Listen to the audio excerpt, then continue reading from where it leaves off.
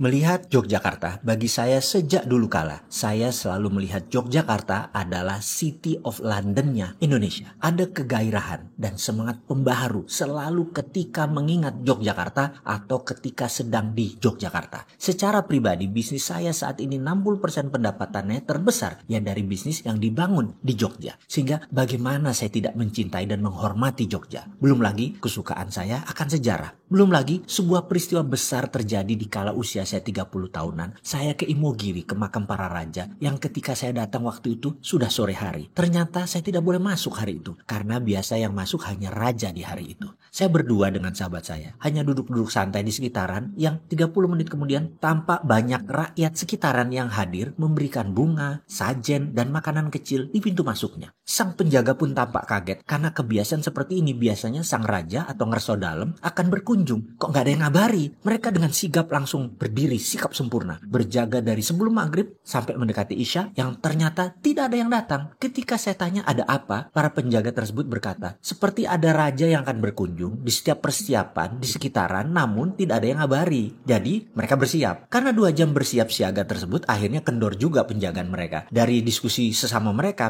yakin raja atau ngerso dalem tidak akan datang waktu itu, karena tidak pernah raja hadir di malam hari ke Imogiri. Jadi pasti hari ini tidak akan hadir. Tetapi mereka heran, kok ada yang persiapan seperti ini? Ini untuk siapa? Seorang penjaga yang paling sepuh berkata, dari pagi sampai malam hanya kalian berdua saja yang hadir. Boleh tanya, weton hari lahir kamu apa? Saya jawab, Sabtu Kliwon. Yang kemudian dijawab sambil setengah membungkuk menjulurkan jempolnya ke arah pintu makam raja. Oh, weton rojo, monggo silakan masuk. Dan saya pun masuk ke dalam ke makam para raja tersebut. Kemudian saya berdoa sekilas terus pamit, dan mereka para penjaga mengawal saya dengan sangat baik, sangat protokoler. Mbak Raja, saya terkesan sekali, dan sejak saat itu saya seakan dibaiat sebagai warga Jogja. Kembali ke City of London. Kita semua tahu City of London itu bukan bagian dari United Kingdom, bukan bagian dari UK. City of London dimiliki oleh para bankers dan baron, raja-raja tanah, para bangsawan. Merekalah pemilik pound sterling dan menerbitkan pound sterling mata uang Inggris. Mereka punya treaty tersendiri dengan UK, hubungan sejarah yang panjang dan rumit. Karena itu ketika Inggris bergabung bersama negara-negara Eropa dulu sebelum keluar lagi, ya namanya Brexit, tidak bisa serta-merta Inggris mata uangnya jadi euro. Tetap pakai pound sterling. Ini semua karena ada treaty, perjanjian yang berlaku selamanya, abadi selama ada yang namanya Great Britain, Inggris. Kita semua juga tahu dalam hukum internasional di Den Haag sana, kerajaan Mataram Jogja tercatat dan berdaulat penuh. Mataram direspek oleh Belanda. Hingga ketika di awal Indonesia berdiri tahun 45-an, Republik Indonesia masih belum diakui PBB. Presiden Soekarno pun menggunakan strategi yang cerdik, mengatakan untuk sementara berlindung di Jogja sebagai ibu kota pemerintahan Republik. Itu simbol. Soekarno tahu sekali status bernegara. Mataram Jogja berdaulat penuh. Serangan terhadap negara berdaulat beda dengan serangan terhadap pemberontak. Dulu Republik dan tentaranya oleh Belanda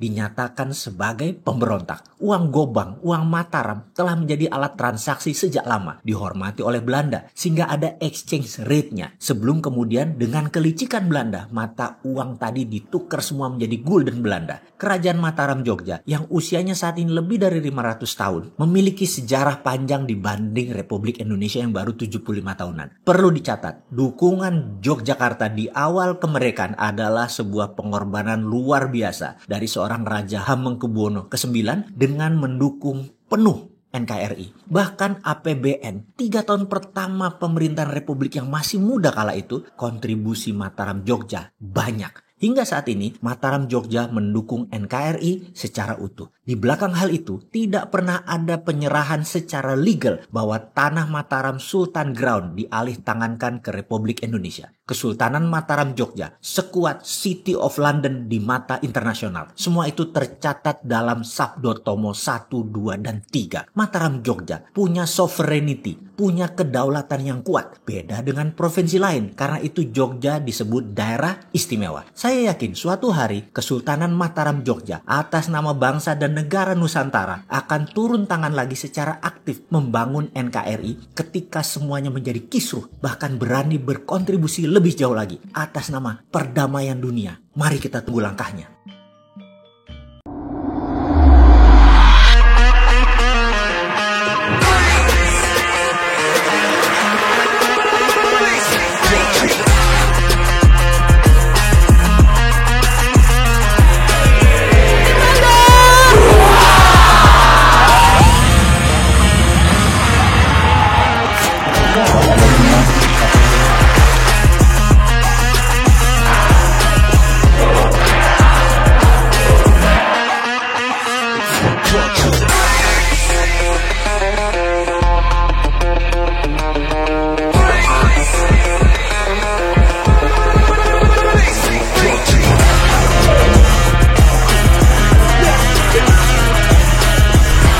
Kalau di